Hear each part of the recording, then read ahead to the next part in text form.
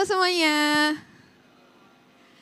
Selamat siang, selamat datang di ET Amerika. Nama saya Jasmine, saya salah satu e-guides di sini. Dan jika kalian punya pertanyaan tentang ET Amerika, bisa langsung tanya ke saya atau ke e-guides yang ada di luar. Ada yang baru pertama kali ke ET Amerika? Oke. Selamat datang untuk pertama kalinya. ET Amerika adalah American Center yang ada di Jakarta. Kita selalu mengadakan acara-acara seru membagi informasi tentang Amerika dari acara kita. Nah, aku mau kasih tahu dulu nih beberapa upcoming events kita. Jadi, we're going to have a performance bagi kalian yang suka musik rock and roll. Kalian boleh langsung datang aja ke acara kita, The Americans I'll Be Yours. Band The Americans ini akan datang langsung dari Los Angeles, California. Jadi bagi kalian yang gak mau ketinggalan langsung datang aja nih. Hari Kamis tanggal 28 dari jam 6.30 sore sampai jam 8.30 malam. Dan selanjutnya ET Amerika akan merayakan ulang tahunnya yang ke-9. Boleh tepuk tangan dulu buat ET Amerika. Dan gimana sih caranya biar kalian bisa ikut acara kita ini dan biar kalian gak ketinggalan sama prizes kita. Caranya gampang banget. Ini akan diadakan dari hari Minggu tanggal 1 Desember sampai hari Minggu di minggu depannya tanggal 8. Jadi step pertama kalian mendapatkan stamp card dari e-guides yang ada di member booth dari tanggal 1 sampai 8 Desember. Lalu yang kedua, kalian harus mengikuti kegiatan dan acara-acara yang ada di sini. Setiap hari Senin dan Minggu kita ada 3D printing. Dan bagi kalian yang mau mencoba game VR, kita juga memperbolehkan kalian untuk main VR kita. Dan juga semua event yang akan kita adakan di hari Selasa sampai Sabtu. Dan step yang ketiga, dapatkan semua stamp di akhir experience atau di akhir acara setiap kali kalian mengikuti acara di ET Amerika. Dan yang terakhir, hadiah kalian dapat diambil di hari Minggu, di hari terakhir acara kita di tanggal 8 Desember dari jam 1 siang sampai jam 8.30. For more information, you guys can go to our website right here at adamerica.or.id. Dan selanjutnya, ET Amerika punya service gratis namanya Education USA. Bagi kalian yang ingin melanjutkan studinya ke Amerika Serikat, kita selalu ada 2 advisor yang standby yang akan dengan senang hati menjawab pertanyaan-pertanyaan kalian.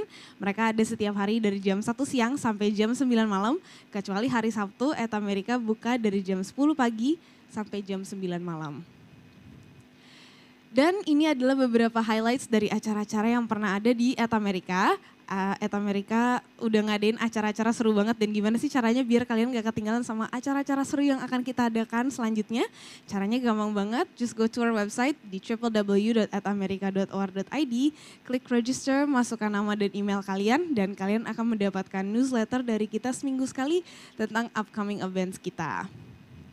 Dan juga ET Amerika punya banyak banget social media, jangan lupa untuk follow kita di social media kita.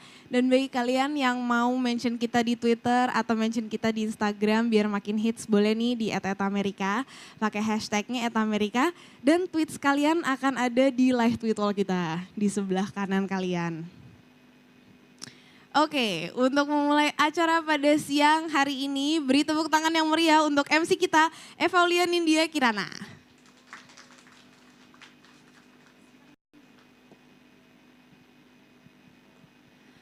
Thank you, Jasmine.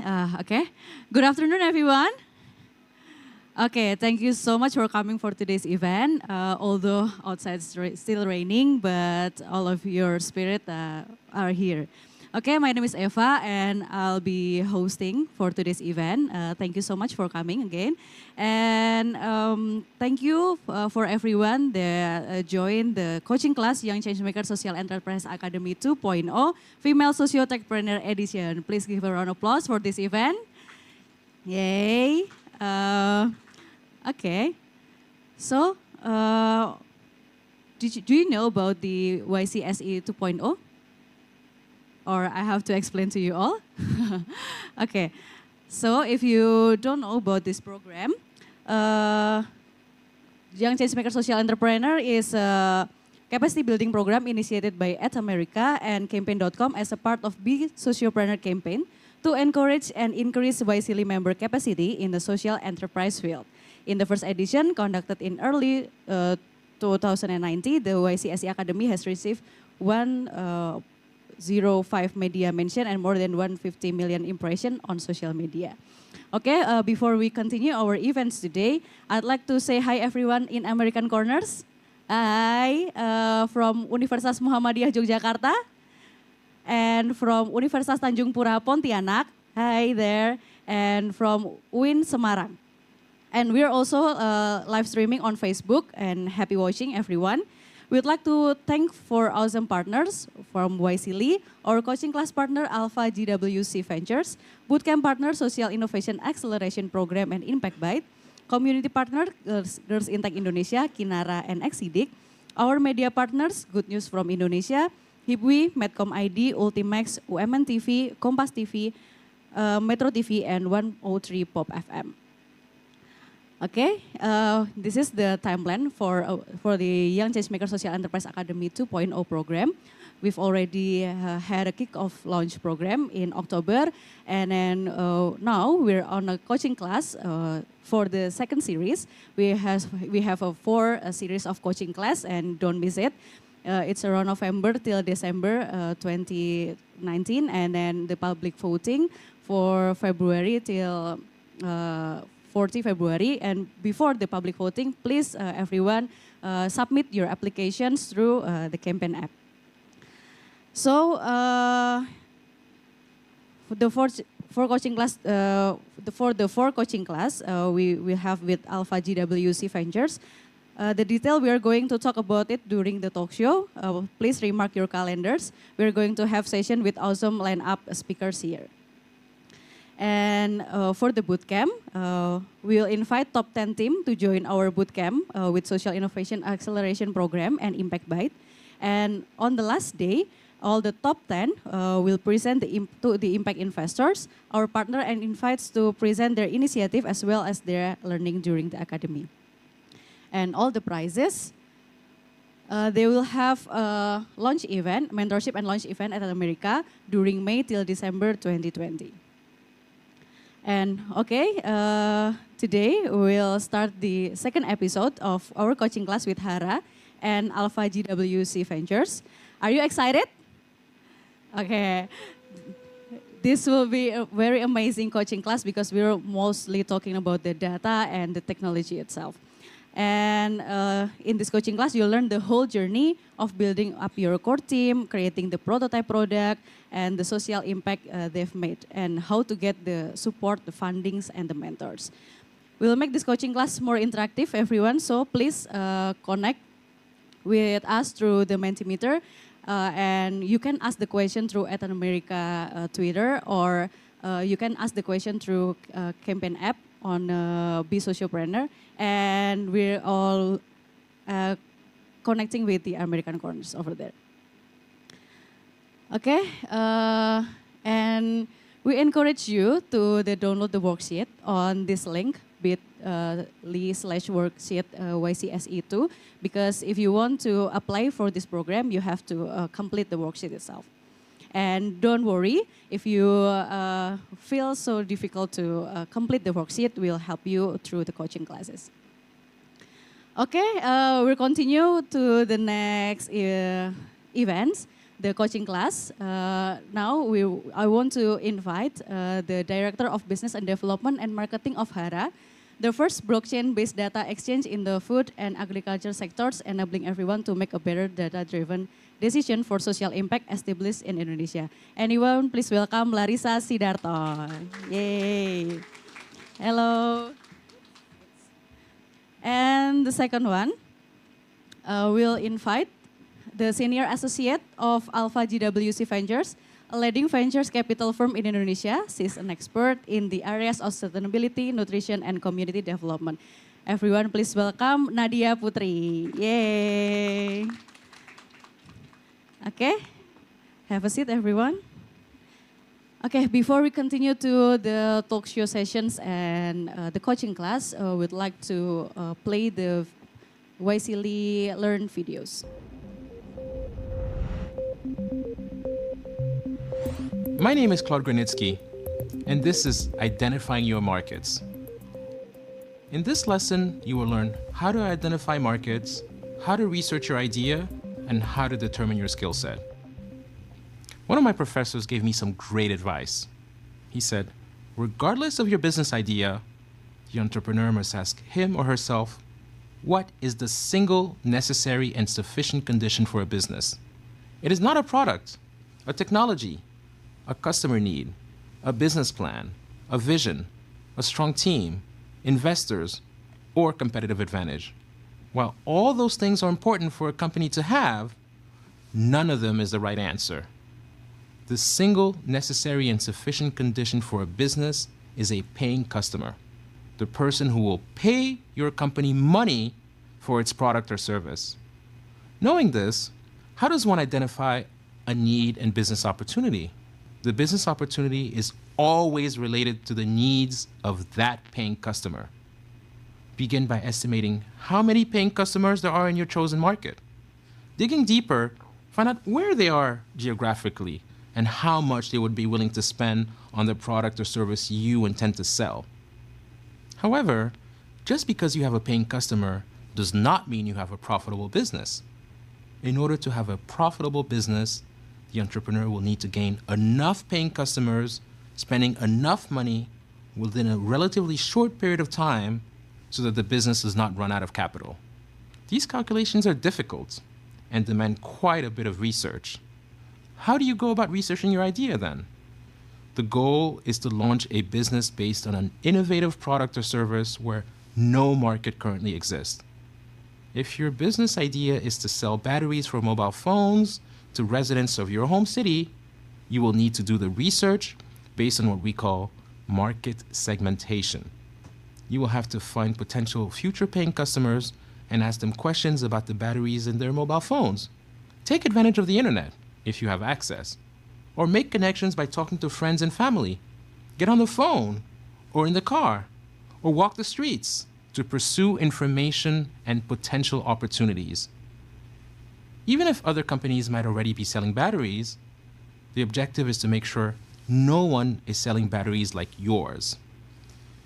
If your battery is not better, not cheaper, doesn't last longer, or more advanced than existing batteries, then there is no reason to start a new business selling batteries. However, if your battery is better than existing batteries, provided you've done the research to identify your target customer in order to estimate how much money they would be willing to spend on a better battery, you will attract lots of new paying customers. You will then have a high market share that you can use as a basis for future expansion. How do you determine what fits your own skill set? You've done all the research based on an approach that we call market segmentation. Now you are in a position to know your future paying customers. You have an idea of what they like and dislike about their mobile phone batteries, where they live, where they shop, what jobs they have, and their monthly income. You even have a good idea of how much they might be willing to spend on better batteries for their mobile phones. But in order to sell lots of batteries to your newly identified target market, you will need to make sure that target market is consistent with your values, your passions, goals, and aspirations as an entrepreneur. The ambitious entrepreneur becomes obsessed with the wants and needs of the paying customer, but he or she must be smart about the role they want to play in the business. If the entrepreneur is interested in the technology of making better batteries and good at receiving feedback on how to improve the battery, then he or she should focus on product development and let other people on the team concentrate on sales or marketing. If, on the other hand, the entrepreneur is good at explaining the benefits of the new battery and why customers should pay for them, then they should be in sales or marketing. It takes time and patience to convince new paying customers to buy your product. You will succeed if you know your market and your own personal skills.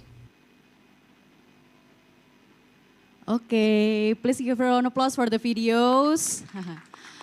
How is it, guys? It's very great, right? If you want to watch other series of YCSEA Learn, you can open the YCSEA website.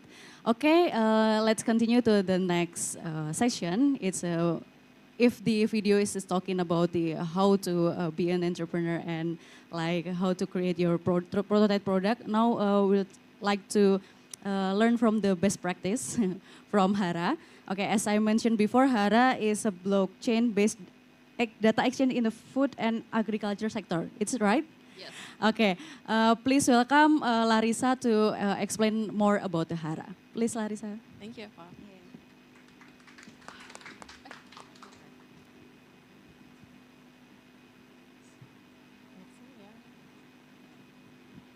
Hi everyone. Good afternoon. I'm Larissa. I'm a director at HARA, and today I'd like to share a bit of our journey of how we started to be and what we keep on doing. So, just as a disclaimer, I'm not the founder. So to give a background, I'll give an introduction about how it came to be. Right. So maybe the HARA story is a little bit different from the previous session.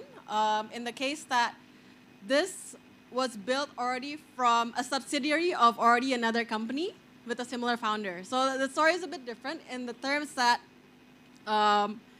there was another company and we made another company to make HARA. So I'd like to introduce you to two people.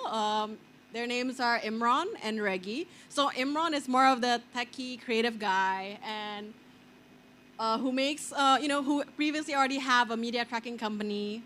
And Reggie is a business-minded guy who at the time worked in Singapore and was a business development director. And so these two people met and they decided that they complemented each other. Because Reggie was very impressed at the fact that Imran's team can create such innovative developments, whereas Imran was impressed, surprised at the fact that he can actually do a lot of cooler, funner things when it's scaled bigger, when people are actually buying it, so you actually have money to invest on more developments. So they decided to, work together because they're two really different people. They established core values, like we're different people, but what do we really believe in, right? And I think that's important for any aspiring future company because there needs to be the core values of what they believe in. For HARA, one is integrity, so decided that, okay, we need to own up with whatever we do, the good and the bad. Two, open-mindedness, be open to new innovations, to new ideas, because things change. Innovation technology development happens very fast, and sometimes what you do now might not be relevant in the future, and how do you catch up with it? And three, always have an impact. So we kind of believe that whatever we do needs to be beneficial for others. Whether it be a paying customer, we wouldn't chase after big money if it's not useful for the customer. Why? Because in the end, we want a loyal, long-term customer. So how it came to be, Imran and Reggie decided to build DataBot. DataBot is a big data analytics company. We help serve clients on better data-driven decisions. We did this in the various sectors, healthcare, legal, media, agriculture. In industrial, we help a mining company to detect fatigue, like tired workers through smartwatches. We help the telco sector with better ad targeting. And we decided that, okay, agriculture is a big market, and we've done quite a bit of research and development through our paid services. So then DataBot decided to spin off the agriculture sector as its own separate entity. So HARA, that's how HARA came to be. So that's enough, very quick brief about the history of the company. But I would like to share more so about HARA and what we do, why we're doing this. To start with, so in Indonesia, there's 13% of our GDP comes from the agriculture sector. It comes from around 38 million farmers. Interestingly, it's such a big sector, a lot of people are working, but they're mostly the poorest of the poor. Then the question is why, right? If it's such a big part of our economy, then why are they more unfortunate? The answer is access. They don't have a lot of access to a lot of things, whether it be financial capital, working capital, access to market, access to protection, and so on and so forth. But we need to decide on where to start with. And we decided that, okay, prior to planting, you need working capital. So maybe let's tackle that first. Like, what is wrong with the current financial access to farmers? And we found out that, okay, banks are not, formal financing services are not able to give out working capital to farmers because they don't know they exist. It's too expensive to locate, identify, and verify whether these farmers are actually real, whether they have the land where they claim to farm. So it's not, because if you imagine, these loan sizes are quite small, right? And to actually go to the field and check whether it's true or not, it's too expensive. So because of that, these banks, these formal financial services don't even approach that sector. But because of that, the farmers go to the next best option, which are local loan money lenders, or what we call loan sharks. And the interest rate is already, there's a huge difference with the interest rate going to formal, regulated financial services and one that's not regulated. It can be like 1,000 times more. And why is this? Why? Then it makes sense, right? Their already cost of funds to even plant is already more expensive than it should be. So what's our mission? Our mission is to make information available with local knowledge. How can we shorten that gap? How can we make other stakeholders know that these farmers are actually, able, willing to work on something? So it's actually, the basic idea is simple, connecting people. The basic hypothesis is that there are people who are willing to share their data for future benefits. And in this case, you're talking about the farmers. And there are institutions who are willing to pay to access the data. For this, our first market was banks. So farmers, and when they know that there's a potential future benefit, they will share. That was the first thing that we had to test. And we hope that by creating this ecosystem, we can make the invisible become accessible.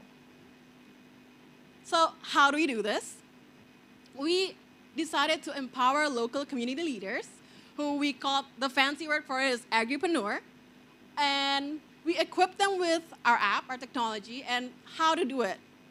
So these people, for example, this is Mbak Nun. She manages around 200 farmers in her village, and she does this as long as she has like the good, strong entrepreneurial spirit. She does this, collect her neighbor, like farmers' data, who are essentially their neighbors, while her husband is at work and her kids are at school. And so there are people who we can empower to be on the ground and gather local knowledge. Because, let's be real, if I go there, I'm always the city kid. Who are you? Like, why do you want to gather our data? But we are using local people to gather this data. And so it's a simple bottom-up approach, right? We have these agripreneurs, these Mbak Nuns, who collect data. We have the bank, and they get additional income for it. They get incentive for it. And we have the stakeholders who are willing to pay for that data. Now they're able to, by knowing whether these farmers exist or not, they're able to actually expand their market. And for farmers, they get access. From the previous 200% annual rate, they get the 7 to 30% interest rate. And so it's still a long way to go, as I've shown you before, 38 million. But within the past year and a half, we've gathered around 28,800 farmers on our ecosystem. We are spread across 600 villages in Indonesia. And we have disbursed almost around 750,000 US dollar loan. But what's the most important part is that these people who were previously deemed unbankable, who were previously, not even a target market for banks to give out loans, are actually paying back. The repayment rate is 98%. And this is phenomenal because these were people who other institutions previously don't believe that they're able to do it. And because of our continuous good results, we've had our bank stakeholders to give us a higher credit facility to give out. So how do we do this? One, record digitization. We use our app, and our agripreneurs will go to the farmers to, digitize the records. By this, we mean, as you can see here, so our agripreneurs write the names, the KTP, the selfies, land tag, and you can actually even now at this point already submit your loan application straight through the agripreneur. And this, to give an idea, this is sort of the data that we capture. Some would even have other people agreeing whether that farmer exists or not. We know we have the family certificate. We know the partner of the said farmer. If that farmer is married, we have the family the marriage certificate. If they divorce, we have the divorce certificate. If someone passed away, we have that letter as well. Why? Because it's dependents, right? So it's to do credit assessment for the farmers. And, oh, this is interesting. Any of you guys have any ideas what this means? So Indonesia is very diverse, right? Because it's very diverse, we have a lot of different languages. Even our standard unit of measurement is not the same. These are standard unit of measurements of land in different areas. So it's not just hectares, it's not just meters squared, but it's also borong, iring, kesuk, which is Mataraman, Rante in Sumatra. But why is this important? So what we realize is, okay, farmland is the productive asset, right? If the future productive asset of the farmer, because they borrow money, they use that money to plant on that area, and at the end of the 4 months, they harvest. But that's the maximum capacity of that piece of land. But if the fact that if you ask a farmer and ask how big is your land, and they answer from that tree to that tree, it does not translate at all to a loan application. So by simply putting a land tagging capability on our phone, simply the agripreneurs will just walk around circling the piece of land, we can immediately just convert to normal metric system. And that in itself, then we have an idea of how big the land is and how big the potential productive capacity later on. And one-time PIN. So because we're dealing with very sensitive data, we're talking about personal data, consent is very important for us. And because of that, we implement a one-time PIN system. For us, maybe when you go to bank, it's a bit of a hassle. But for this, because agripreneurs are the ones who approach the farmers, there are always that possibility that the agripreneur will make things up or apply for a loan when you don't really want for a loan, right? And so the farmers will actually get the one-time PIN, and the one-time PIN will be given to the agripreneur for any data changes to be made or any application to be submitted. So with due of time, I'll cut things short, but we implement other technology to make sure that data integrity and data security is there. And next thing I would like to talk about is diversity, because we're talking about the gender diversity at work, right? So for this, from my experience at HARA, I think what is most important about this is open communication. Don't assume, right? Unconsciously, I think we mean well. We mean, okay, let's not get the girl to go to the field because it's too hot. It's too, it's too hard. It's too whatever. But, which might be true. But don't make the decision deciding someone else's fate without communicating with them. What if that person actually wants to? Don't limit opportunities without communicating it. For example, this girl, she graduated with an English literature degree, quite small in size, and she is probably one of our best talent to go to these fields and open up new areas. For example, this. I think she was in a palm field, alone checking out how to enter the market, right? So I think communication is important. Don't assume, don't make someone else's decision if they don't want to because they think it's, like, I don't feel comfortable because I think, it's hot and hard, then it's fine. But don't make that decision for someone else.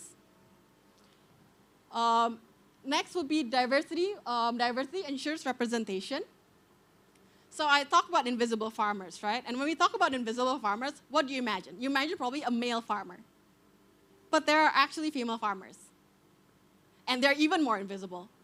So by the fact that we also have our agripreneurs who are females, interestingly, they have a higher ratio of female farmers. So by ensuring this gender diversity, we have a bigger market.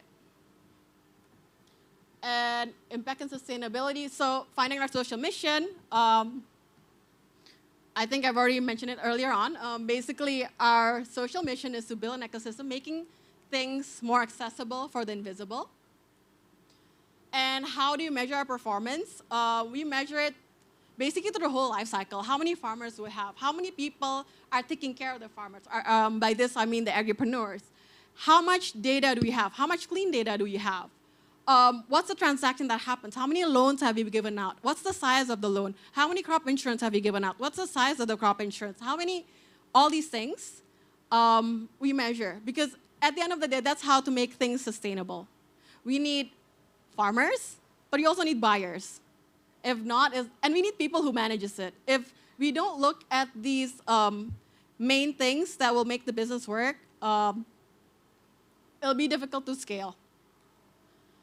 And how to keep the light on. So there will be times in a startup, especially, when you'll face problems, right? I mean, if anything, you face problems all the time. And there will be times where either you're limited in funds or you face problems here and there. And so just be creative. Don't give up. Be creative in terms of when one thing's happened, try another way. Even for the crop insurance that we've just recently launched, when we first offered crop insurance, no one wanted to take it, which was very weird because the ones who didn't pay back were because their crop failed. So there are people who have crop failures, but no one wanted to take it.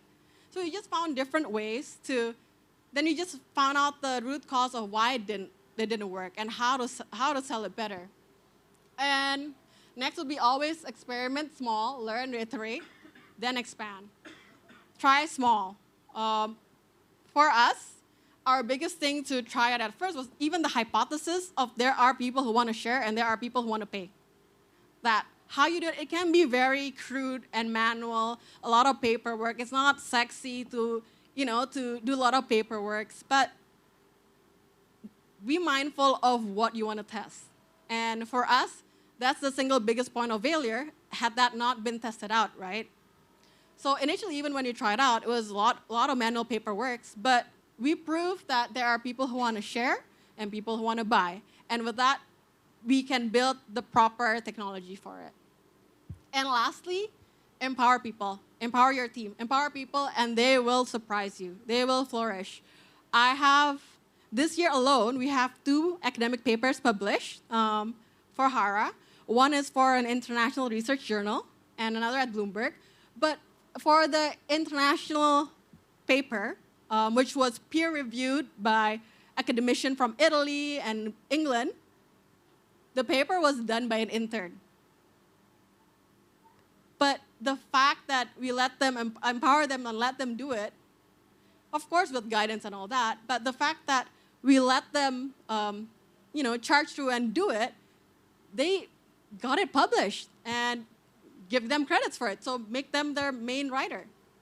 And another example would be one kid from my team. He was trained as a lawyer, has a legal degree, but we had a talk and he wanted to learn more about marketing. And I gave him the challenge to manage the marketing analytics. And so he studied himself, watched videos. Everything is online nowadays anyway. And he managed to give him the opportunity, and he didn't want to, he didn't want to feel like we gave him the wrong, opportunity. So he worked hard for it, and this guy who had a legal degree, he manages to, at one of our campaigns, we had 6,000 registered users for a campaign, and 1,000 people signed up, like paid for it, which was quite huge considering he had no background. And that's even like better than the benchmark average. So empower people, they will flourish, and they'll surprise you, right? So that's, I think, how I would summarize on how to maintain and keep lights on how your business. Be creative, try small, experiment, learn from your mistakes, and then empower those around you. Thank you. Okay, please give a round of applause for Larissa for the incredible presentations. It's very great. HARA could make the data very accessible for with local knowledge and help the farmers to grow. Okay, before we start to the amazing discussion, probably I'd like to ask to Nadia, why Alpha JWC Ventures finally decided to invest on HARA? Could you explain to us? So thanks for the opportunity. It's really great to be here with you all. So from Alpha JWC, DataBot is actually one of our first investments. And we are really proud of our investment in DataBot. And I think at Alpha, whenever we evaluate an investment, we look at it in three major factors, which are the people, the product, and the potential.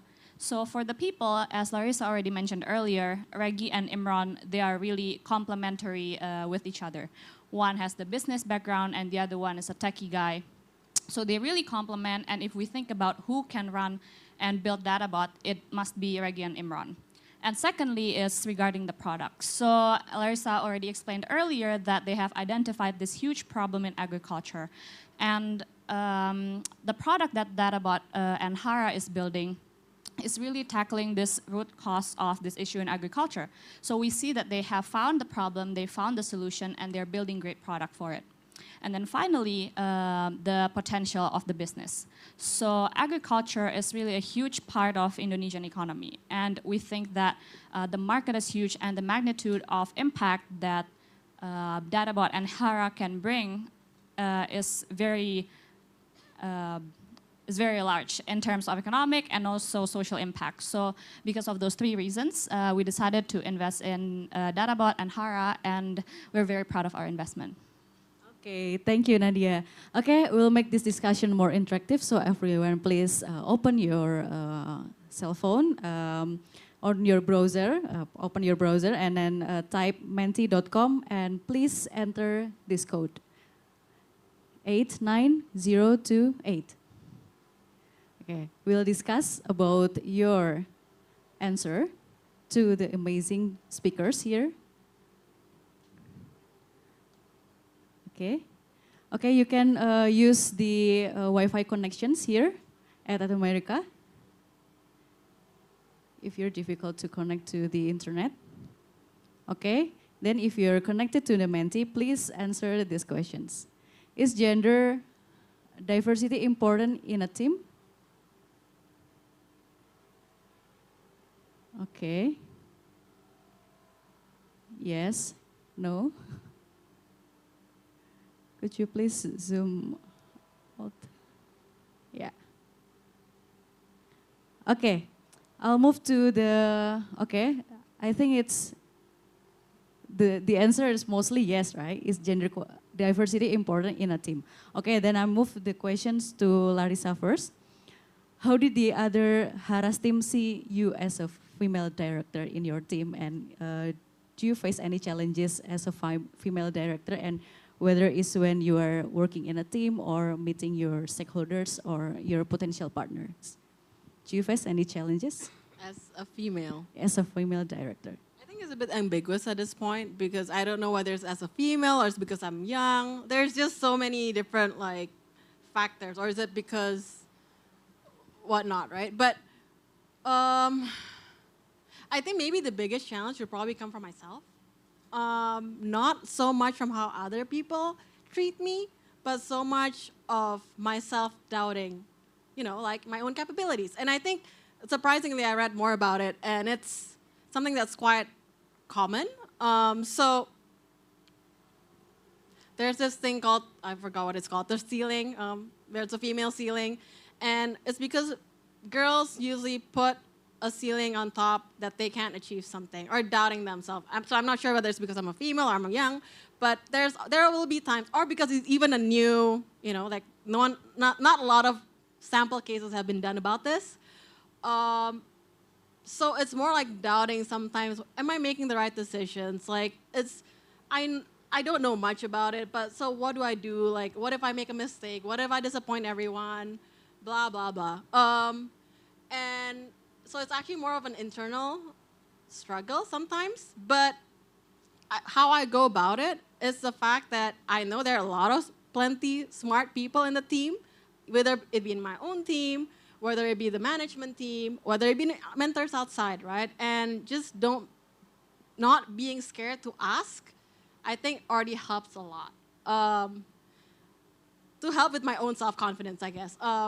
Asking whether, like getting ideas whether what I'm doing is right, or just getting ideas of, potential solutions, because I feel like sometimes the best ideas comes from collaborating with a team,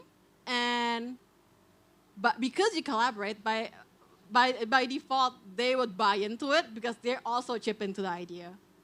But yeah, so I guess to make it short, as a female leader, I don't know. I don't think the problem is from how outside people view me, but it's more on doubting myself.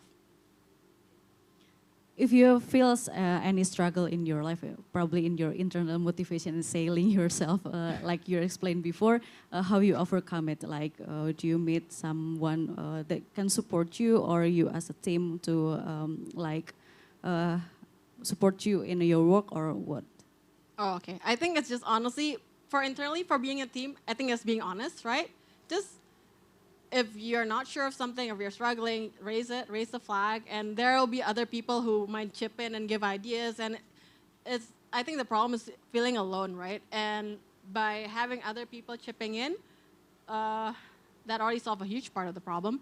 But also for me is talking to mentors. I'm very fortunate that I have mentors who are, successful people in their own fields, and having them to brainstorm and do sanity check is very helpful. So for any future aspiring, like women leaders, I would suggest the same thing because it really helps me to find a mentor and talk with them to go through ideas with. Thank you, Larissa. And I'll move to Nadia. Okay, if there's a case, like the startup is very potential on conflict, right? If the company have a co-founder conflict, as an investor side, what will you do? Like you don't care, and as long as it is ROI, or what? What would you do? Yeah, sure. So I think going back to this question of is gender diversity important, I think for me personally, it's very important. And any kind of diversity, I think, is very important because it really gives you many different kinds of school of thoughts, and also you can challenge each other and also manage your blind spots, right? And with diversity, there might come conflicts and friction between co-founders or between team members. And I see as investors, we can play a role in managing or helping them go through this kind of problem. So 2 ways I see how we can play a role in this is, one, being an objective third party to mediate the co-founders or the team members who are having this kind of problem. So we always have this philosophy of putting the founders first. So we really help them through the high points and also the low points of their entrepreneurship journey and also their partnership with each other. So for us, helping to mediate this conflict and try to find and work out a solution together is very important. But there might come a point where the founders eventually decide maybe it's best for them to separate ways, right? Be it for many different reasons, and it must be best for the company and also the founders. And I believe when that point comes, it's very important for us as investors to respect this decision, because of course it's not going to be easy for them to decide to separate and part ways, because they already come to this partnership, they're building something together, have users use their products. of course, deciding to separate must be a difficult decision that will not come overnight. So there must be a lot of thinking around it. And for us as investors, for us to respect that decision and then help the company and also the founders to have a smooth transition so that the company can still continue and also the founders can part ways in good terms and still have a good relationship with each other as well. So you'll continue the investment although it's separate because the conflict, or you reevaluate your investment on the company? So it must be on a case-by-case basis, right? But whenever we evaluate an investment, of course, founders is a huge part of it, but also we look at the economics of the company, the potential of the company. So even if the founders decide to pursue something else, I believe that there will still be cases where we keep our investment in the company because of other reasons that make the company still strong. Thank you, Nadia. Okay, we'll move to the next discussions. Okay, the next mentee. The audience could join these discussions. The next question is, what kind of technology is usually used in your business? Yeah. What kind of technology do you usually use? Are you using e-commerce or website or apps or whatever is it? You can answer these questions. Okay, social media. Application on social media, AI, okay. Apps, website, AI, okay. I think it's very interesting to talking about the technology on these next discussions. Probably I want to ask Larissa first. As previously presented, HARA also use technology to improve your business, right? But not everyone is ready with technology developments, especially for the farmers. And my question here is, knowing this fact, how does HARA maximize the use of technology and socialize it to the farmers? For us, the fact that we use, why we actually use agripreneurs, it's as simple because we found out that, most farmers do not have smartphones yet. But there is someone with a smartphone in that village. And so that's someone we empower to be our agripreneurs. So, but what we found out is that farmers have a phone, future phones. So that's why we use the one-time PIN to the farmers to ensure the consent. But that's also a way to enter the market, right? So that's why we don't make an app that is for the farmer, because as simple as they don't have right now the handheld to even use the application. So that's one way of how we penetrate, by knowing the fact that there's at least someone with a smartphone in that village. And how we approach these people to have the smartphone is using online and offline. We marketed online and offline, but actually what's very, very, very, very interesting is just 2-3 months ago, I did a survey because I also want to know, right, why are our agripreneurs working hard? Our incentive is not that big. It's not big at all. But why are they doing it? Why are they approaching farmers? Why are they managing their farmers? And I gave simple questions, mostly just 1 to 4 rating it. But the last questions were open-ended questions. And I asked, why are you doing this? And this is quite hard. I was surprised. I shouldn't have been, but I was surprised. But most of the answers were because I want to make my village better. And these were all in various different language, like different ways of wording. But in essence, these people, our agripreneurs, are doing this mostly because they want to do, they want their village to move further on. And so knowing this is also how we market it, right? You can help, knowing this, you can help your village move faster by helping it through our technology and so on and so forth. But so what needs to be done is knowing why people are doing what they do, who can use the application. So that's why we don't have an app for farmers yet. And yeah, so that's how we make sure people are using it. And we have we have now people use Facebook pages. We have a Komunitas HARA. You can check it out on Facebook. And these are our agripreneurs, without being told, post pictures of their activities, sharing their what they like and what they don't like. But there's a community in that sense. So building that sense of community for agripreneurs are also a way of why more people want to use it, because now we even have people who message us saying, hey, how do I be part of that group, who are, sharing all these fun things that in the fields. And so, maybe I hope that answered your question. But yeah, so knowing who your target market is, knowing what moves them, knowing how they can share that good news to other people, I think is how we mostly flourish. Beside the readiness of the technology itself, do you find any challenges on like the signal or the internet connections Of course. through the village, and course. how you overcome it? Of course. Initially, that's something that we can't, do anything about. So even to test, we need a use case, right? To test, we always approach villages with good signal reception. But then the next question is, even to do land polygon, you might have a good reception in the village, but when you go a little bit outside where people actually farm, there is no reception. And so we cater it by actually building, our application can now handle offline data upload. So when you're at the field and you tag the land, it'll save on your phone, and then you go to a place with a reception, then it uploads it.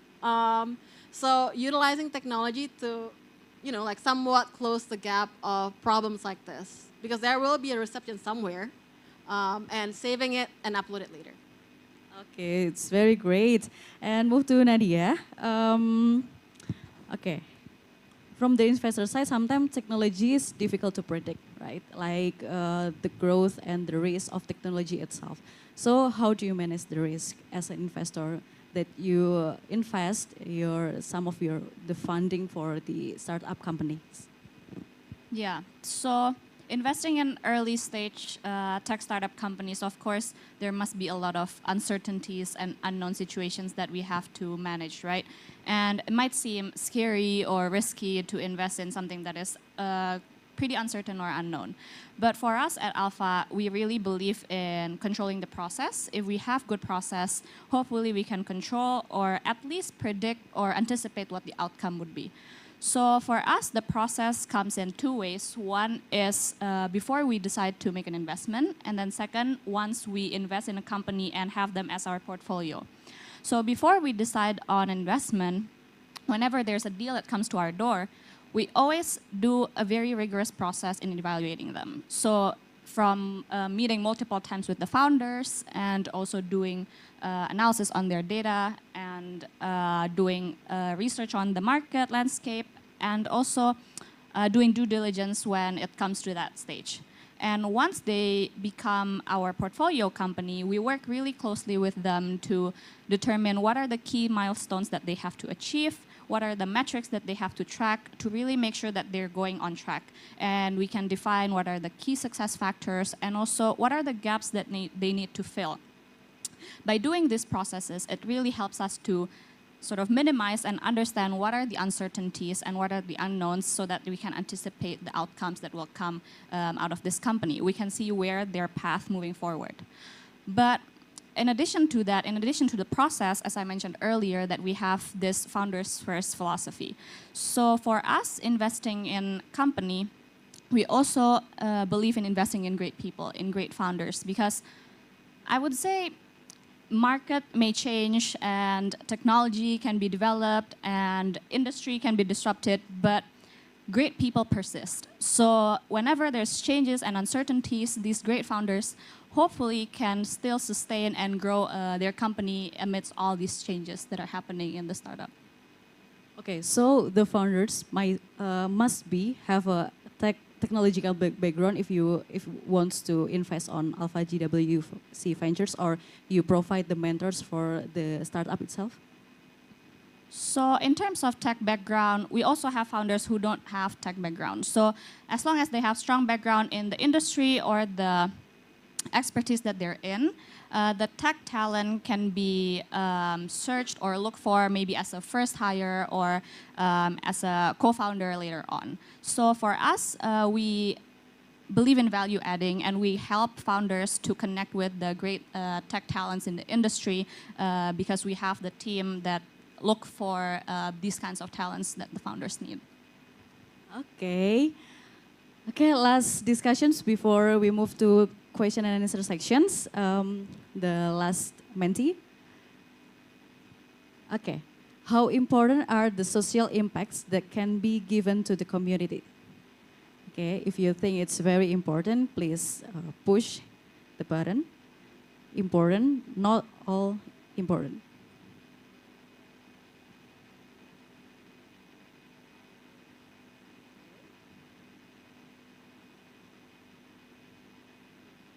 Okay.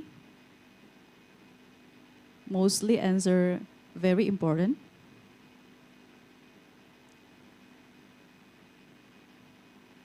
Okay, I think it's very important, is the answer from the audience. Okay, the question to Larissa, regarding the cooperation between farmers and HARA, there are 98% farmer who can repay the loans till now, and 2% cannot repay because the farmers have died or experienced crop failure. And from that, how could HARA do that? Like, how to minimize the potential of farmers who failed to pay? How to minimize potential. Okay, so I think it's utilizing both people and technology. People in the sense that our agripreneurs are our last mile deliveries, right? They're the ones who manage the farmers. They're the ones who make sure people are paying back.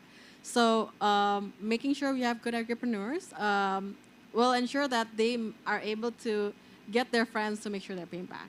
But so maintain that agripreneur because they're our last mile deliveries. And second would be technology. At the end of the day, how we see if there's a fraud or, for example, as simple as I said before, the agripreneurs will walk to the field, right, and check how big the land is. But there will be agripreneurs who circle the same land over and over. So we'll have the same land, but that's the same productive asset, right? So by simply calculating whether the lands are overlapping or not, we managed to reduce the risk of potential frauds. So to answer your question, those two things. One is making sure our agripreneurs are giving them the right incentives for it. So our agripreneurs get incentivized with successful actions. By that meaning they'll get their incentive when the farmer pays back. So that also ensures why they have that interest within that 4 months to make sure people are paying back because they'll get their incentive then. And two will be putting proper technology like flags to make sure we know whether it's a fraud or not. So the agripreneur will be following up the farmers every day to repay the loan? I'm not sure whether it's every day or not, but results are very good. But they do follow up quite often because they also want to know whether, like potential failures. Before it fails, they want to know how the fields, how the crops are growing because they also need to manage their expectation of their end incentive. If the farmers can't pay back, then they also don't get that incentive, right? Okay. So they do funny ways of doing it. They meet often. They have coffee sessions in Warkop. They do their own different ways, but yeah, that's how they manage their farmers. Okay. What about the farmers experience the crop failure? For the farmers who are experiencing crop failures, that's why right now we're working with crop insurance company. So if we realized once we are paying back, as you mentioned, because some unfortunately passed away, so we had to be more stringent with age limit. And second was because of crop failure. But sometimes you can't really help that, right? Like too much rain, flood. No rain, too dry. And then there'll be like pest. But what can we do, right? So that's why we looked for crop insurance, and now they get offered, okay, like if you pay a little bit more, you get protected if it fails, right? So when the land fails, they'll just do the claim, and it's as simple as taking a picture And picture has two sort of data points. One is GPS, longitude, latitude. So we know exactly the point of the picture. If that picture is in the right, is it my field or her field? Because you also overlay it with where the land is, right? And time frame, timestamp. So is that picture of a destroyed land of your land today or last year? So putting that crop protection using like simple technology to make sure we ensure the seamless process of claim. I think that's how we help them to ensure that if the crop fails, you don't also go bankrupt because you still need to pay back your working capital loan. So yeah. Okay, last questions for the social impact. Do you have any success story from the farmers that very helped with the HARA coming to their village? I think it's as simple as looking at our repeat orders. Simply by, if you're not happy with us, then you won't go through the same process of applying for a loan through HARA, right? And the fact that our repeat order is quite high, is above 50%, kind of shows us that yes, they do enjoy our services. And even with the 50%, it's actually higher because now every month we get a larger pool of applicants. So mostly people who has taken loans with us will take it again. And now they're expanding their services. Now they buy crop insurance. So I guess that's our success story. If they're not happy, right, then why are they getting their working capital through us? Thank you. And the last one for Nadia. Okay, I think it's very important that the business have a very impact on the society and for the environment. And what factors are seen by investors to determine this business really has an impact, and overcoming the existing problem, and finally choose a decision to invest? What's the factors? Yeah, so I think I agree with you that businesses have really great potential to bring impact to the community, right? And for us, two factors that we can consider is one, scalability, because with scalability, you can sustain and grow your business, but also you can create much larger impact, right? And for us as early stage tech investors, we really believe that technology can bring your company scale at a much even faster rate. So if you're an aspiring entrepreneur or you're thinking of starting something, think about how technology can help you scale your business and scale your impact. And secondly is also financial sustainability or profitability, right? Because I've been in a social enterprise before, and that company, even though their core mission or core focus is impact, they also still care about their financial sustainability. And what I've seen, not just in Indonesia, but globally, sometimes social enterprise lose sight of that they focus on the impact, but they sometimes lose sight of the financial status of the company. So for us, financial sustainability is also important because once you have this financial sustainability, you have the profitability, you really have that room to grow and even bring in more initiatives to scale and have a much wider impact to your community. And at Alpha, when we invest, we look for companies with high potential. And companies with high potential can come from many different factors. And one of it is solving real problems and finding a solution for it. So real problems can come in many different ways, like HARA is tackling agriculture problem.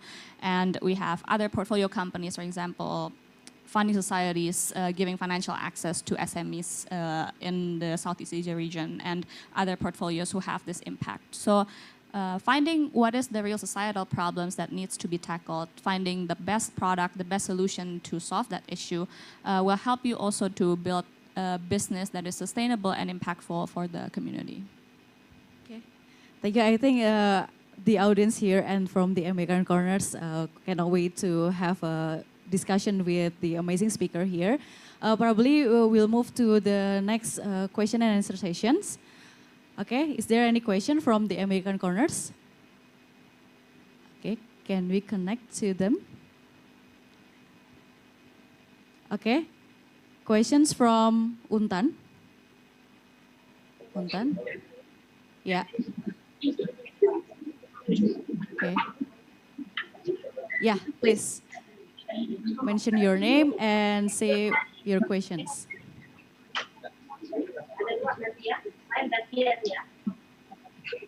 Pakai bahasa Indonesia boleh, bahasa Inggris boleh. Sini.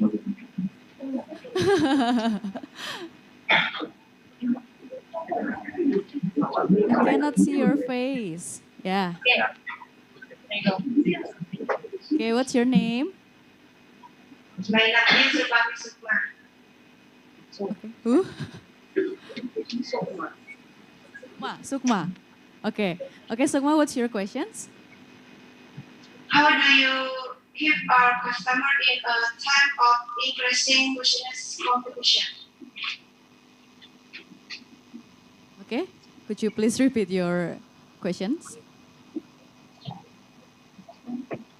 How do you keep customers while the business competition is getting tight? Is it right?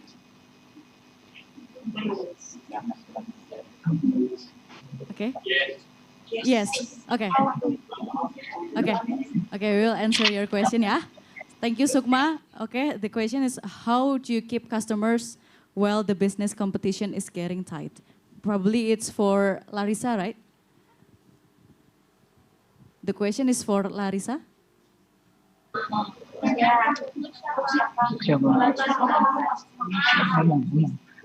Okay. Yeah. Okay. Probably Larissa, you can answer the questions. Hi, Sukma. Thank you for your question. Okay, so if I understand this correctly, the question is, how do you keep customers while getting the business competition is getting tight? Is that it? Yes, okay. So for us, we actually have two different type of customers, right? We have the paying customers and we have the ones who are providing the data for someone to be able to pay. So for the for our paying customers, for example, the banks, we don't see that there's okay. So how we tackle it is the fact that we view ourselves as an ecosystem. So, for example, we don't see fintechs or we don't see like the other banks as a competition because we are the ones in the middle providing them access, right? Because for us, our goal is not forcing the farmers to pick a certain solution, but our goal is giving them the ability to choose. It's okay for the farmers if they want to go through the route of borrowing money from their uncle who's a loan shark because they want to, that's fine. What's not fine if that's the only available option. So that's why we are working with even several banks, right? We are working with different stakeholders because we want to give the ability for someone to choose. We are not forcing someone to take something. So that is also a way of how we don't view it as a competition, but more so as a collaboration. So yes, so we don't. Mati. Okay. We don't view. For us, even the merrier, the more people who want to disburse loans to the farmer, that's better because for us, we have. We have different options to offer. And for the farmers, they have things more to choose. So that's a way that we don't think with more people interested is a problem for us. Even if, okay, we're not talking about banks. So someone who wants to buy the crops, right? The more people who want to buy crops from our farmers, the better. Because then now farmers will have the ability to choose of which better option they want. I hope that answered your question. Does that answer your question, You Sukma? can see the camera over there to communicate with the American corners. Hello, Sukma. Does that answer your question? Is there answer your questions? Okay. Because I think collaboration is key. So even more people are more interested in agriculture, the better. So I don't view that as a competition per se. Okay. Is there any questions from Untan? Thank you for the symbols. Okay, is there any questions? More questions from Untan? Okay. Anyone wants to ask some questions? Yes, please. Okay.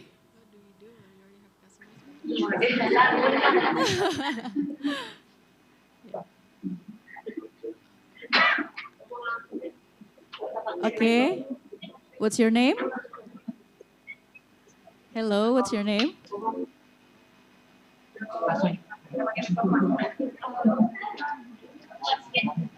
My name is Tri Indah Pertiwi. Tri Indah, right?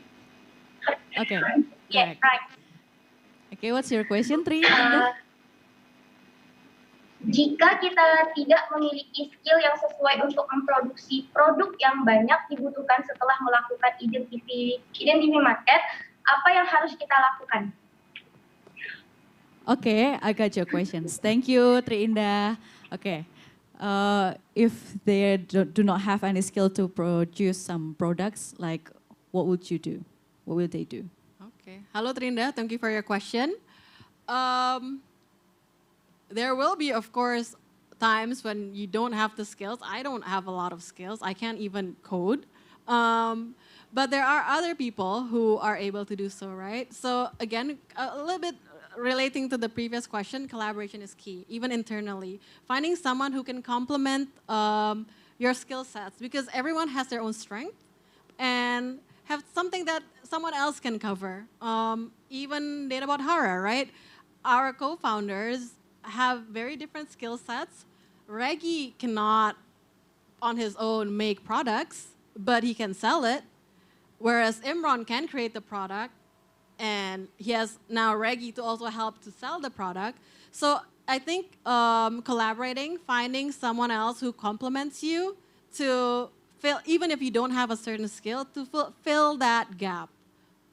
Because you're not alone in this world. And as I said before, collaboration is key. And also, if you really have the hunger to learn about it, you can always go online and start absorbing the skill sets yourself. Even our data scientist, he has a biology major, nothing to do with, like making algorithms. But either you collaborate with other people, or you can always upskill yourself by getting resources, reading, looking at website, and whatnot. I hope that answered your question, Trinda.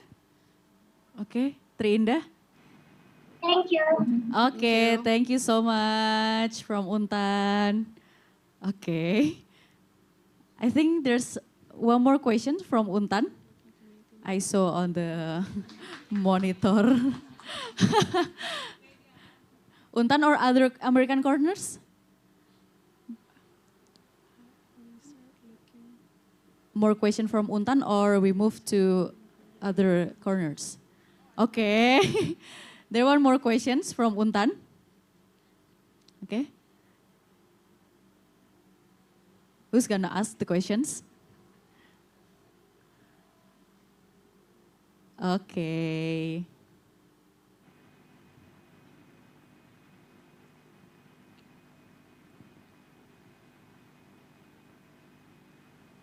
Hello, what's your name? Hello. My name is Lindawati.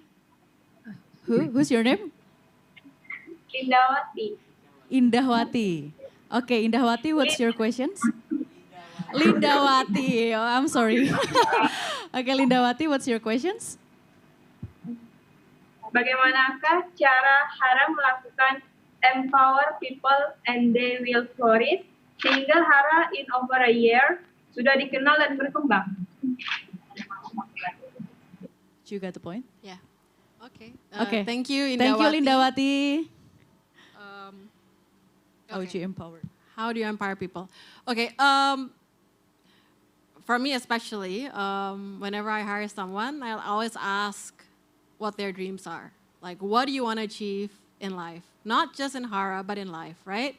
And knowing that end goal also helps me in identifying what sort of things that they're passionate about or they want to learn, or like what's what they want to achieve, right? And by understanding that, I also then give opportunities when that occasions arise. For example, that example I gave about my team that has a legal background but kind of want to know about marketing. By knowing his end goal of wanting to have his own business of e-commerce, I gave him the opportunity to do it because I know he wants to do it, right? And with that, he basically worked very, very, very, very hard to prove that that he can do it. That someone gave him the opportunity that he can do it because I'm not sure why, but people tend to just give certain segments of what people can do, like, oh, you're a legal background, then you can't do marketing analytics, but that's not true. And so finding with what motivates and what push people, when you give a certain task or projects to do, kind of connect it with the end goal, right? How by doing something, it'll also enhance them to further on and achieve their dreams later on. So maybe that's how I personally do. People do things differently, but knowing what people's dreams are will help. When you give them the chance, will help also them to work hard to achieve it. I think that's it. Does that answer your question, or? Okay. Or even, okay, this might be a bit morbid, but in almost all my interviews, I ask them, what do you want to achieve before you die? And then people reflect back and see what do they want to really achieve, right? And then I would always talk about well, I can't obviously suddenly make you to be some successful whatever that is, but there are skill sets that you can build while here that will eventually help you with that future goal. And I think when someone cares about you, because that's how I feel, when someone cares about you, they will work also multiple times harder to to prove that that's right, that you can do it. So yeah, understanding what motivates people will help, and giving them the chance to prove it I think works. Okay. Thank you, Lindawati, for the questions. And I think, thank you, Lindawati, for the questions. You may go back to your seat. Okay, we have a question from Twitter. The question is, how HARA provide benefits from the social sides apart from the economical sides? Yeah, probably how you could make sure that your financial or the economical from your company is stable and growing, aside of the benefits the social impact from the farmers. Bagaimana HARA provide benefit? Okay, let's see if this answers the question. How HARA? Okay, I guess apart from the economical benefits of the farmers, they get so and so loans, how big, even crop insurance or whatnot. I think the biggest social impact, the other social aspect impact that's maybe you can't measure, is giving that exposure, right? Even proving that idea that, hey, you know what, as long as you are able to profile and identify correctly, these people are potential markets. And maybe this will happen abroad. Maybe someone else tries to now sell things or open up access to farmers because someone else has proven that, you know what, they can and will and want to pay back if that's the case of the loan. So maybe that's, I think, the other aspect of social impact, proving previous notion that these people are not able to do so. Okay, for example, just 2 years ago, I was talking to a risk director of one of the big banks, and he said, Larissa, you're crazy. Like, dude, what are you doing? Like, these people, I've tried, they won't pay back. And you know what? Like, we kind of proved that if you profile it correctly, they can and will pay back. And it started off with, like, it was very small. Our first test, we tested with only 25 farmers. But it worked, 100% people pay back. Then the banks gave a bigger credit, right? Oh, like, okay, you can, we give a higher credit limitation facility to disperse. And then another bank now joins in. So I think it's giving that, you know, like, I think the other impact apart from economical would be that notion that, you know, like they are a potential market. And even if, at the end of the day, even if it's not through us, or even if it's abroad or somewhere, you know, in another country and someone tries to do it, at the end of the day, it's giving benefit to these invisible, right? And I think at the end of the day, that's what we care about.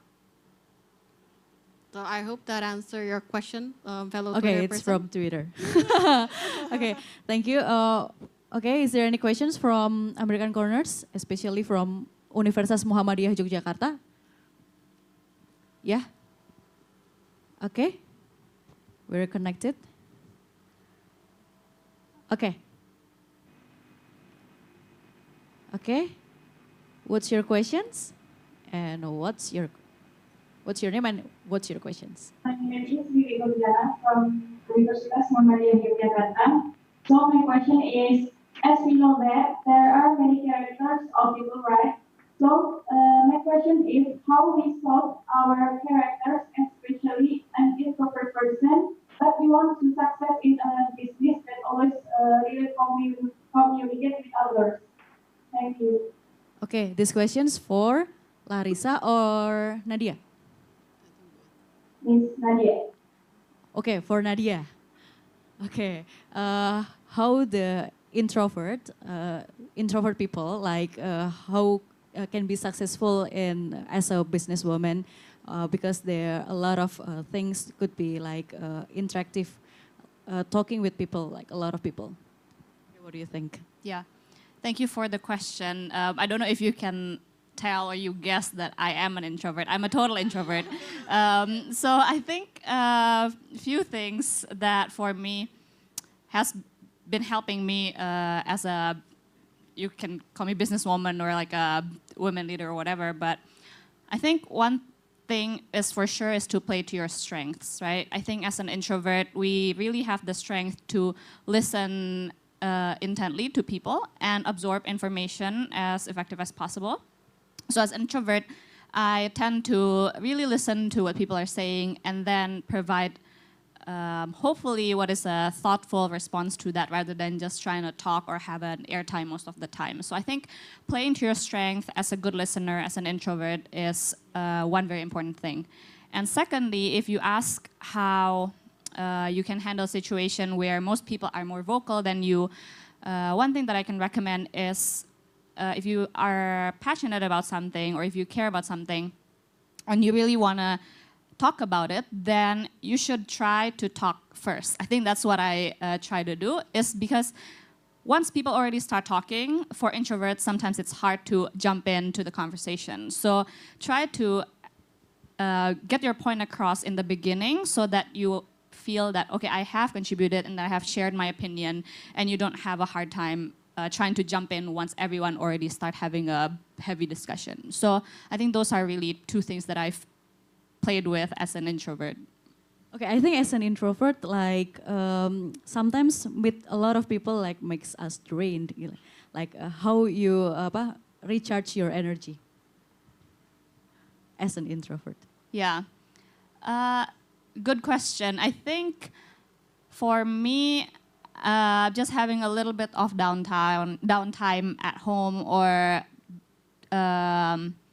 listening to podcasts or just watching something or reading books, I think those really help. Just trying to disconnect from all the busyness of this world for a few minutes or just a couple hours, I think it really helps me to recharge my energy so that I can be a more effective participant afterwards.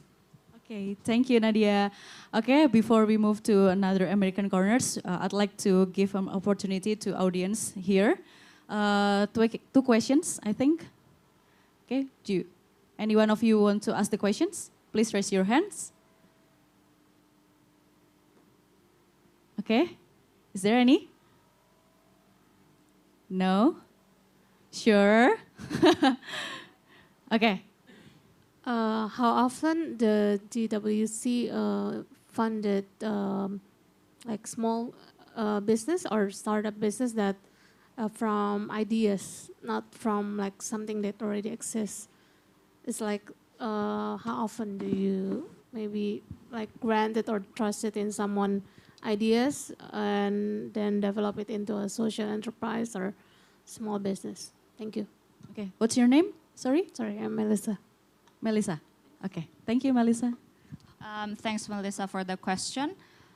To be very honest, I think it's quite rare where we invest in a company that does not have anything at all and just still an idea phase. But there are cases where they already built a prototype or something that we believe in, and we see that there's a use case for that. And I've already talked about this previously multiple times, that it's not just about the product or not just about the market, but also about the founders. So if we see that, okay, maybe the product is not yet fully developed or it's still a prototype, but we believe that the founders can execute and can eventually build a final product afterwards, then it is still possible for us to invest in the company. So not saying that it's impossible or we've never done it before. It's just something that is rare, but there might be cases where we can do it.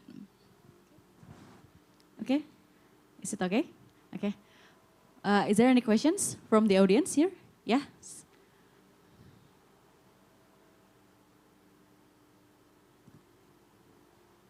Okay, what's your name? Okay, your name is? Didi. Didi, okay. I have a question. How the strategy of HARA to approach the local people for expand your business? Thank you. Thank you. How to approach the local people to? Well, we tested various ways, and as I mentioned earlier on, there's a, so I think we don't approach the farmers straight away, but we approach the people who can approach the farmers. I think that's more efficient and effective. Because if I approach the farmers, who am I, right? Like, oh, city kid, you don't understand what we go through. So it's already like a block that's unnecessary to begin with. So then the question I think would be more towards how do we approach and get agripreneurs on board? Initially, we approach we tried various different ways. We approach, so we'd have someone who manages the area, and that person would approach either youth organization, like, organizations for people from college who are interested to. There are various new organizations that I did not know about. Students who want to revive the farming community. At least these are people who are potential agripreneurs. We approach groups, organizations, whatever that may be in that area. It can be faith-based. It can be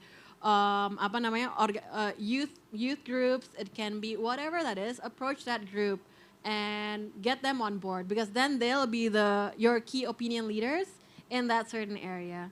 So that's what we do. And what we do is basically we have, remember one of the pictures I shown of the girl on the motorcycle?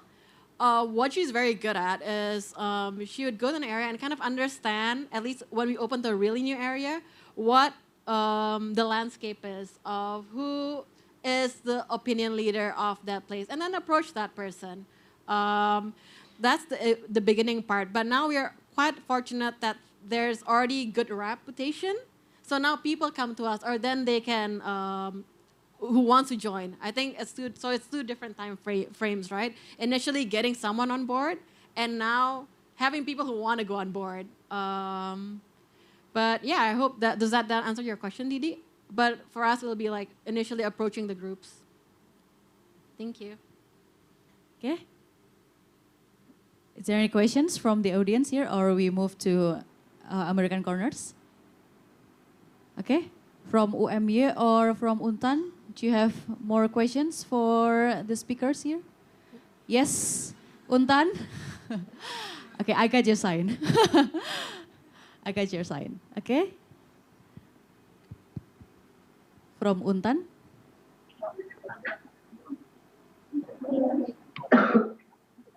Hello, what's your name? Hello, my name is Uda.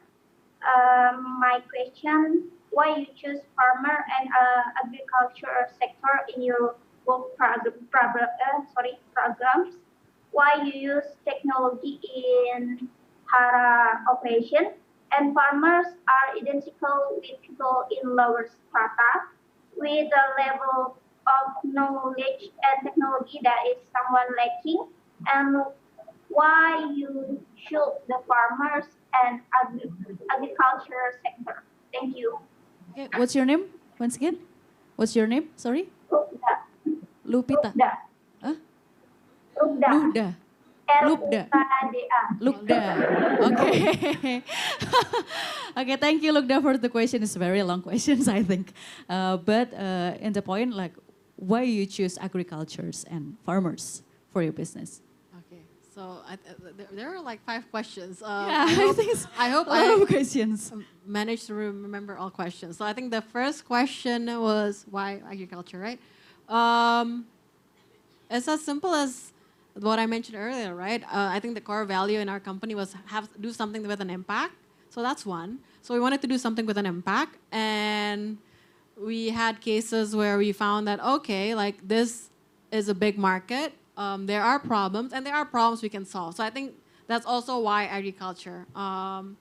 And also, apart from the potential market there is, and the problem and the potential solutions, we also have, I think, we also have our interests in the agriculture sector. Everyone has different interests. For me, myself, I think it was earlier on what caught me was the whole financial inclusion aspect. For the founder, one of the founder at least, what he's interested more was about how he used to spend time in the village as a kid growing up, and has that, like want to make his previous, like people who were surrounding him have a better life. So I think everyone combined with different reasons, different goals, managed to get on the consensus that this is a big market, and we all have, like it all touches our interests, right? At the end of the day, it's a big market, and people that needs access. So maybe that's why agriculture to begin with. What were the other questions? What are the other questions? Why farmers? Okay. Why farmers? It relates back to the initial idea that these people are the ones contributing plenty to the economy, but are not as well off. So that's also why our target is farmers, because we, at the end of the day, we want to have an impact, and I think they're the ones who can benefit from having access. And look, Dad, do you have any? What were the other questions? I'm sorry. This is why you choose a farmer in your work program. Why farmers are identical with the people in lower strata with a level of knowledge and technology that is somewhat lacking. Why do you use technology in your operation? Why farmers? Okay, why do we use why farmers and why technology? So for the why farmers, because there's a lot of people who don't have access. I think that's why we approach farmers to begin with. Why using technology? Because as I said, technology is not the end solution in itself, but it enables a lot of things, right? As I said, by using technology, we can do things more efficient. Having it all digitalized makes it easier to apply for a loan. Having it digitalized and knowing exactly where one farms, it makes it easier for us to do fraud detection. Having it digitalized, making it possible for us to, like process, do claim process without sending someone from Surabaya to the village, right? It cut operation processes. So technology helps in terms of making it more efficient and scalable. And also when we want to grow to expand to other areas, it makes it more efficient and I guess effective with technology. Thank you. Are there any other questions looked at that I missed? No. Okay, is that answer your questions? Thank you. Okay. Yeah.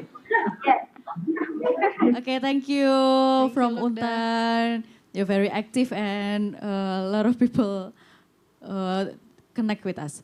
Okay, one more questions from Win Semarang.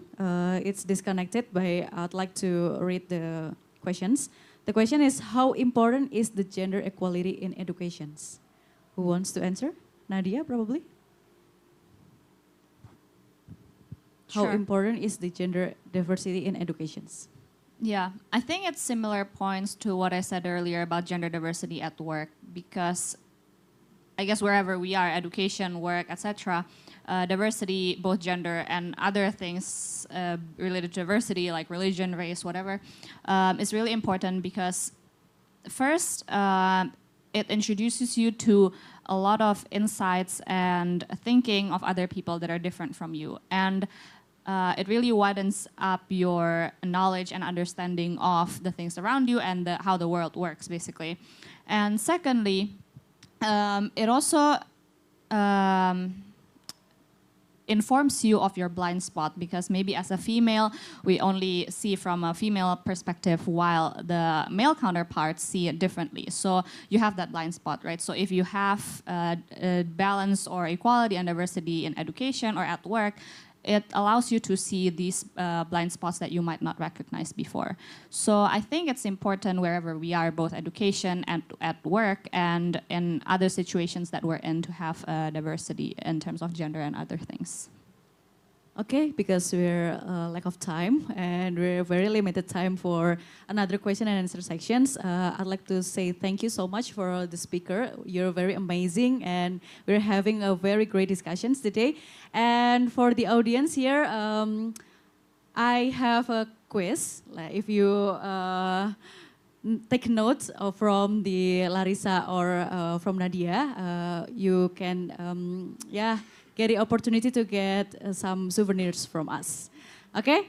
Are you ready for the quiz? Are you ready? Yes. Okay. The first questions. Mentions 3 core values of HARA. Okay. Do you take notes from the previous Larissa's presentations? Yeah. Integrity, empowerment, and the other one is technology. Is that true? Almost? No. Okay. Next. Yeah. What's your name? Integrity, open-mindedness, and have an impact. Is that true? Yeah, congratulations. Okay, we'll move to the next questions. Oh, okay. What's the theme of YCSEA Academy 2.0? What's the biggest theme of YCSE 2.0? Blah, blah, blah, blah. I know the answer, but I won't tell you. Okay, anyone who can answer the questions? American Corners, maybe? Okay, anyone knows the biggest theme of Young Changemakers Social Enterprise Academy 2.0? If you know, please raise your hands. Okay. Okay, we'll send the souvenirs, right, to the American corners, right? Okay, okay, Untan. Okay, who's gonna answer the questions?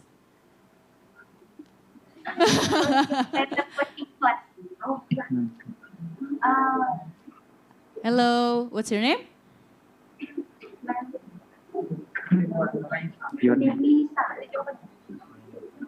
Medita. Okay, what's the answer? What's the theme of Young Changemakers Social Enterprise Academy 2.0? The Sociopreneur coaching class learn from HARA Alpha JWC. Okay, is that true, friends? Almost. Okay, the theme of the whole activities of Young Changemakers Social Enterprise Academy 2.0. Anyone can answer the question? I'm sorry, it's incorrect answer. Okay, the audience here probably? Yes? What's your name? Irnova. Yes? What's the answer? Female techpreneur ya kalau nggak salah. Okay, is that true? Almost? Okay, almost. Female technopreneur. Female ada sociopreneur. Okay, female tech sociopreneur or something. Okay, female techpreneur edition. Okay, thank you. You got the gift from us. Okay, and probably this is the last questions from the last explanation from Larissa. Who can answer the questions, why farmers and why technology? Okay. If you pay attention from the Larissa's previous answer from the Untan, you can answer also these questions. Why farmers and why technology? Okay, from American Corners probably. Who wants to answer these questions? No? It's a very difficult question. I think, yeah, no one? Okay, we'll move to another questions. No, okay, Untan, who's gonna answer the questions? Yeah, somebody who asked. Okay. This is big market. Okay, because the answer? This is big market. Farmer and agriculture is big market. Okay. Because it's the big market, and then? I think that's it. What else? What else? Yeah, that's it. Big market, that's it. Okay, thank you. Thank you, what's the name? Sorry, Lupita. Lupda. Okay. So I'm sorry. Okay, is that true? Because it's the very big market? There's a need to it and it's a big market. Yeah. Okay, yeah, congratulations. We'll send the gift for Untan, yeah, to the Pontianak. Okay, thank you everyone. Finally, it's the end of the discussions. Thank you so much American Corners for joining us. Thank you Untan, thank you UMY and Semarang. And thank you so much everyone who's coming here on the coaching class Young Changemakers Social Enterprise Academy 2.0. I'd like to invite Larissa and Nadia to in front of and get the token of appreciation from us. Okay?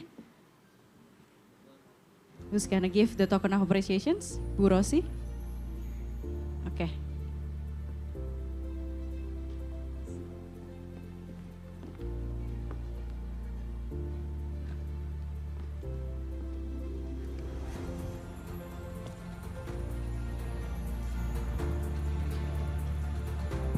We're having photo sessions together.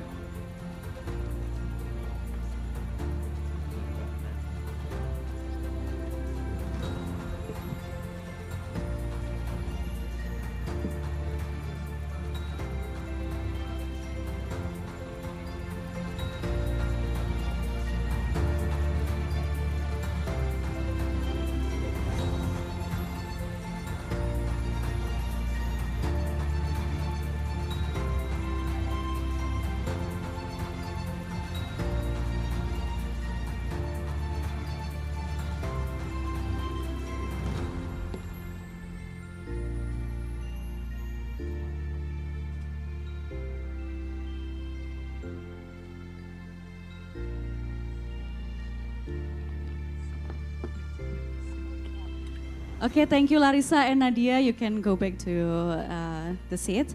And I'd like to remind you, all of you, if you want to apply for the program Young Changemakers Social Enterprise Academy 2.0, you can fill the worksheet as your business exercise. If you have no idea how to complete the exercise, the worksheet, we'll give you the example. Simply, you can get it through campaign app chat. And then for next week, we have a coaching class, series 3, episode 3, with a very incredible speakers from Tani Group, Tani Hub, also with Alpha JWC Ventures. And it's same from 1 p.m. till 4 p.m. at America. You can simply RSVP through campaign.com/be-sociopreneur. And for the last coaching class, we also have Stoko, also with Alpha JWC Ventures. And for all of you, if you want to apply for this program, I'd like to remind you, we'll wait your application till the January 15. And this is the timeline of the program. You will have a public voting and top 10 winner announcement, a bootcamp, the presentation day, and the mentorship program and launch event at America. And how to apply, if you're curious how to apply, okay. Please, the first thing, register to be a YCSEA member at asean.usmission.gov/YCSEA, and then submit your initiative through campaign app. Join Be Sociopreneur campaign. Chat to us at America at campaign. And we're open submission before 15 January 2020. Okay, that's all our events for today. Thank you so much for coming. Thank you so much for having a very attention for this program. And we'll wait your application till January 15. And I think it's okay, okay. Thank you so much for coming again. I'll give it back to the e-guide. Thank you.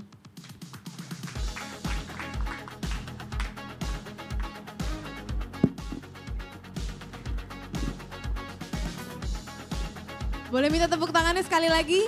Terima kasih semuanya sudah hadir pada siang hari ini. Hope to see you all at the next At America event. Bye-bye everybody.